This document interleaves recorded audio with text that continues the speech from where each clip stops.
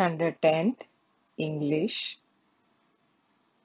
Unit 1, Part 5, page number 4. I feel. Now, how do you feel about these situations? એ ફક્ત તમારે વિચારવાનું છે. What is great about the people of Tajnagar? તાજનગરના લોકોમાં એવી કઈ વસ્તુ મહાન છે, ગ્રેટ છે? What will be the qualities of the people of these places? અહીં ત્રણેય ઇન્સિડન્ટ્સ છે, એના લોકોમાં કઈ ક્વોલિટી બહાર પડતી છે, આપણને દેખાય આવે. Underline the sentences showing the sentiments of these people. લોકોની લાગણી દર્શાવતા વાક્યોને અંડરલાઇન કરવાની છે તમારે. And what do you feel when you read the underlined sentences? What would you have done if you were the citizen of that village? ને તમે એ જગ્યાએ હો તો તમે શું કર્યું હોત એ તમારે લખવાનું છે. Vocabulary 1. In the group of 4 words, 2 words are either synonyms or antonyms. Circle these words, then circle S if they are synonyms and A if they are antonyms. 4 words આપ્યા છે, તેમાંથી ક્યાંક તો 2 શબ્દો સમાનાર્થી છે અથવા તો વિરુદ્ધાર્થી. તો જ્યારે સમાનાર્થી હશે તો ત્યારે તમારે S ને એન્સર્કલ કરવાનું, અને જો એ બંને એન્ટોનિમ્સ હોય, વિરુદ્ધાર્થી હોય, તો તમારે A ને એન્સર્કલ કરવાનું. તો પહેલી એક એઝ ફોર એક્ઝામ્પલ પહેલું લઈશું આપણે, ડેસ્ટિની, મેરિટ, પેનલ, ફેટ. તો કયા 2 શબ્દો છે? ડેસ્ટિની અને ફેટ. આ બંને શબ્દો શું છે? સિનોનિમ્સ. તો તમારે એસ ને સર્કલ કરવાનું છે. આ રીતે નીચે આપેલા બાકીના શબ્દોમાં તમારે સિનોનિમ્સ છે કે એન્ટોનિમ્સ એ શોધીને એને એસ ને કે એ ને સર્કલ કરવાનું. Now V2. Fill in the gaps with the correct form of the words in bold print. Bold ટાઈપમાં આપેલા જે શબ્દો છે એનું કરેક્ટ ફોર્મ તમારે બનાવવાનું છે. અહીંયા એક સેમ્પલ આપ્યું છે, ડિસાઇડ, વર્બ આપ્યું છે, નક્કી કરવું. હવે એના 3 જુદા જુદા ફોર્મ્સ વડે અહીં વાક્યો બનાવવામાં આવ્યા છે. We must come to a decision very soon as we are running short of time. તો હવે ડિસાઇડનું થયું છે ડિસિશન. ડિસિશન એ નામ છે, નાઉન.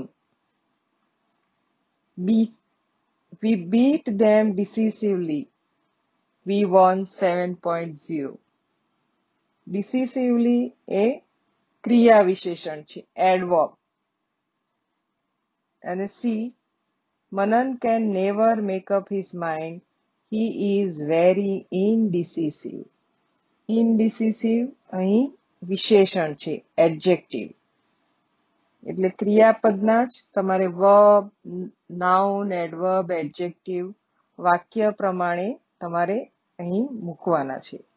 એ જ રીતે અહીં 4 એક્સરસાઇઝ આપી છે. પહેલું છે રિસાઇડ વિશે તમારે અલગ અલગ અલગ મૂકવાના છે. નાઉન આવશે કે એડજેક્ટિવ આવશે, સ્ટ્રોંગ, કન્સ્ટ્રક્ટ અને પાવર. તો વાક્યો વાંચતા જવાના. પછી તમારે અહીં નાઉન આવે કે એડવર્બ આવશે કે એડજેક્ટિવ આવશે, એ તમારે વાક્ય વાંચીને મૂકતા, ખાલી જગ્યા ટેક્સ્ટ બુકમાં જ પૂરી કરવાની છે. And now make different forms of the words and use them in your own sentences. You may take help of a dictionary or your teacher. અહીં 3 શબ્દો આપ્યા છે. પહેલો છે ઇન્ફોર્મ. તો તમને ઇન્ફોર્મમાંથી તમને ખબર છે જુદા જુદા શબ્દો બનાવવાના છે. તો નાઉન થશે ઇન્ફોર્મેશન, અને એના પરથી તમારે સેન્ટેન્સીસ, તમારું સેન્ટેન્સીસ બનાવો, ઇન્ફોર્મેટિવ. આ રીતે બીજો શબ્દ છે ડિરેક્ટ, તો તમે ડિરેક્ટલી, ડિરેક્શન. પછી ત્રીજું છે બ્યુટી, બ્યુટીફુલ, બ્યુટીફાય. અને આ શબ્દોને તમારે વાક્યમાં યુઝ કરવાના છે. એટલે હવે પાઠમાં પણ જ્યારે વાંચીશું ત્યારે યાદ રાખવાનું કે આ નાઉન છે, એડવર્બ છે કે એડજેક્ટિવ છે. V3. Complete the sentences selecting the proper word from the brackets. આવી જ એક્સરસાઇઝ છે, પરંતુ તમને બ્રેકેટમાં શબ્દો આપી દીધા છે કે કયો શબ્દ યોગ્ય છે એ તમારે શોધીને ખાલી જગ્યા પૂરી કરવાની છે. 1. Arzu wanted a job of an officer, so she dash for the job. કૌંસમાં આપ્યું છે applied and worked. તો તમારે કયો શબ્દ યોગ્ય છે એને ખાલી જગ્યા ટેક્સ્ટબુકમાં લખવાની છે. આ એક્સરસાઇઝ તમારે ટેક્સ્ટબુકમાં જ પૂરી કરવાની છે. Now V4. Make meaningful sentences placing the proper word at the proper place. તો હવે કૌંસમાં આપેલા યોગ્ય શબ્દ તો શોધવાનો જ છે, પરંતુ એ કઈ જગ્યાએ આવવો જોઈએ એ પણ તમારે નક્કી કરવાનું છે. So let us see. First, the people of Bhavnagar have the demand for Bhavnagar-Tarapur railway line for many years. કૌંસમાં શબ્દ છે increased અને raised. તો બંનેમાંથી કયો શબ્દ આવશે, એ શબ્દ કઈ જગ્યાએ આવશે એ તમારે લખવાનું છે. તો આ એક્સરસાઇઝ તમારે નોટબુકમાં લખવાની છે. V5. Write true, T or false, F. If false, correct them. If the sentence is false, you have to correct this sentence. Example is given. Arzu won the election of the village. She was elected as a talati. The sentence is false because talati is not elected. Talati માટેનું election થતું નથી. So Arzu won the election of the village. She was elected as the sarpanch. So you can change the word. તો આ રીતે જે અહીં નીચે આપેલા 5 સેન્ટેન્સીસ છે એ તમારે ટ્રુ ઓર ફોલ્સ હોય. જો ફોલ્સ હોય તો એ તમારે નોટબુકમાં એને કરેક્ટ કરીને ફરીથી લખવા. V6. Rearrange the letters of the word in the bracket to make the sentence meaningful. Word anagrams. Anagrams means same letters, different words.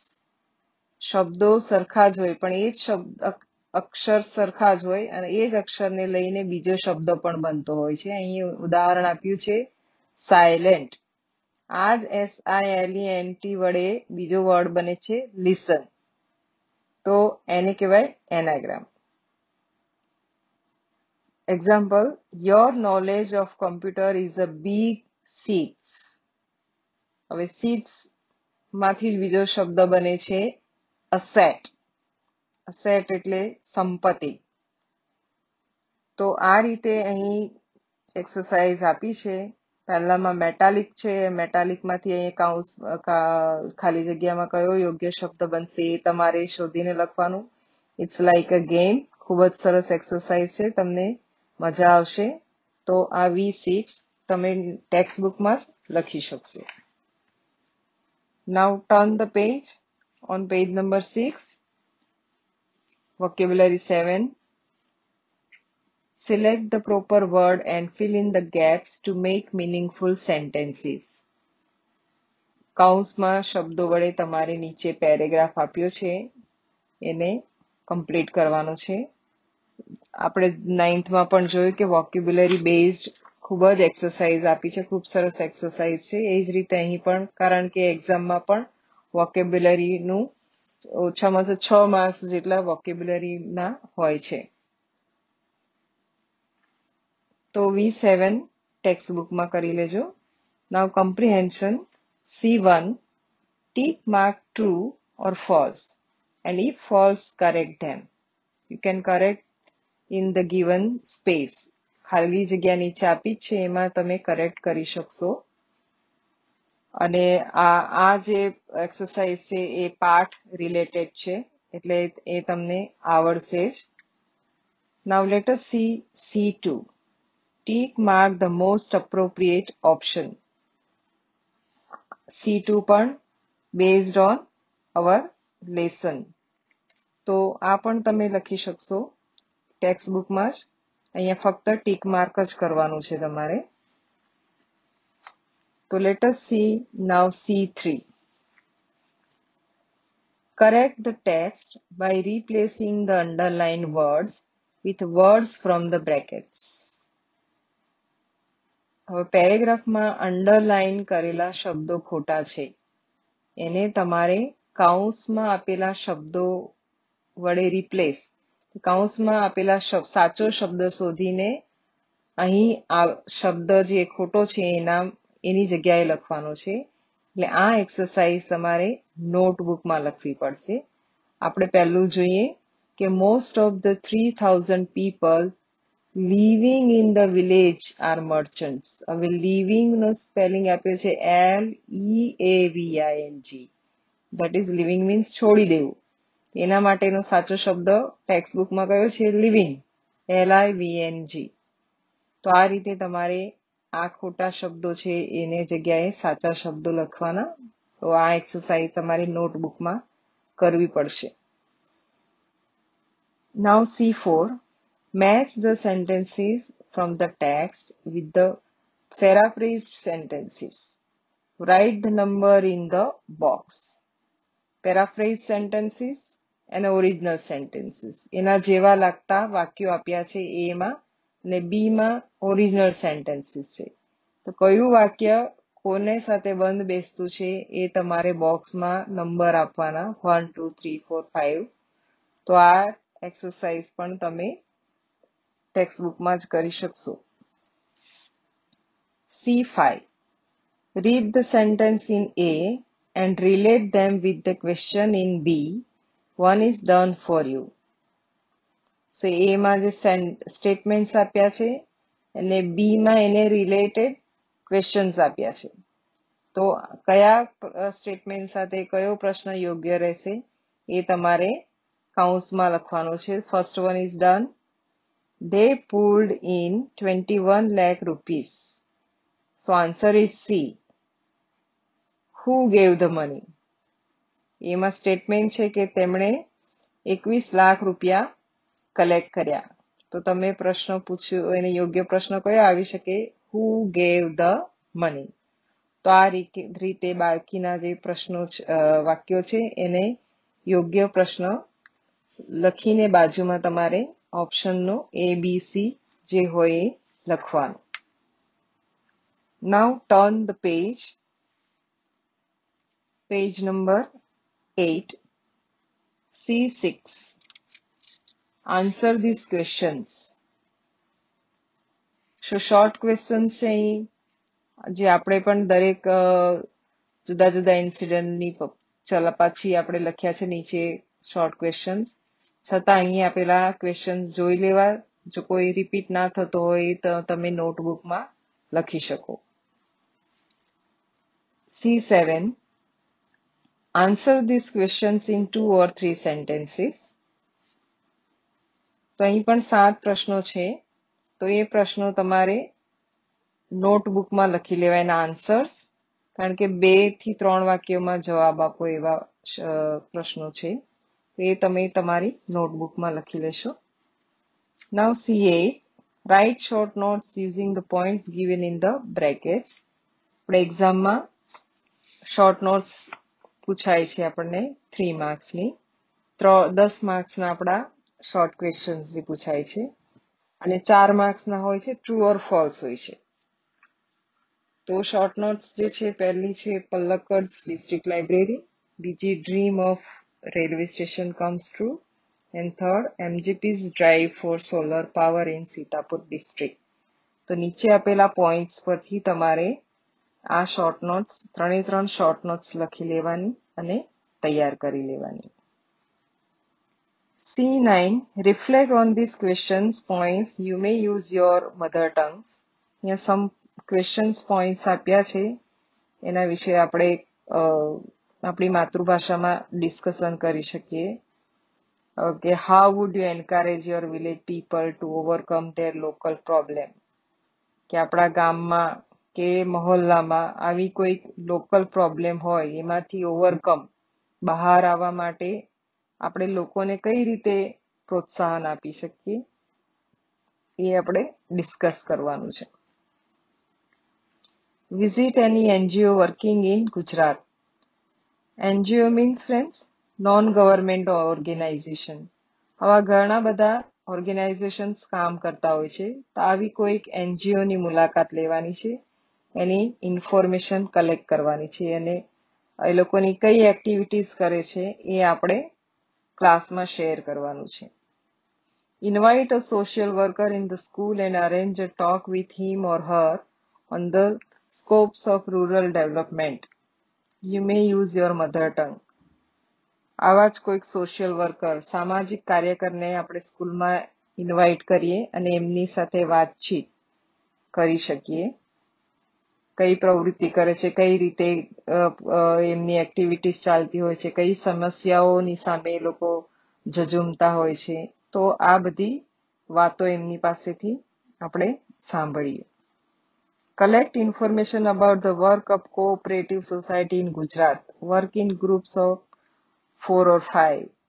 સહકારી મંડળીઓ જે હોય છે એવી કોઓપરેટિવ સોસાયટી ગુજરાતની હોય એના વિશે ઇન્ફોર્મેશન કલેક્ટ કરવાનું છે. Make a visit to a nearby village and prepare a report on it and present the report in the class. નજીકમાં ગામડાની મુલાકાત લઈ એના વિશે રિપોર્ટ, અથવા તો તમારું પણ કોઈ નેટિવ પ્લેસ હોય તેની મુલાકાત લીધી હોય તેના વિશે તમે રિપોર્ટ, તો આ એક એક્સ્ટ્રા કામ છે, અથવા તો તમે આ વસ્તુ ધ્યાનમાં રાખો તો પણ એ ખૂબ જ મહત્વનું છે કે જુદી જુદી એક્ટિવિટીઝ કરતા લોકો, સામાજિક કાર્ય કરતા હોય, એનજીઓસ હોય, કેવી રીતે કામ કરે છે લોકો ફિલ્ડમાં, એના વિશે માહિતી એકઠી કરીને રાખો. એટલીસ્ટ જાણવું તો જોઈએ જ.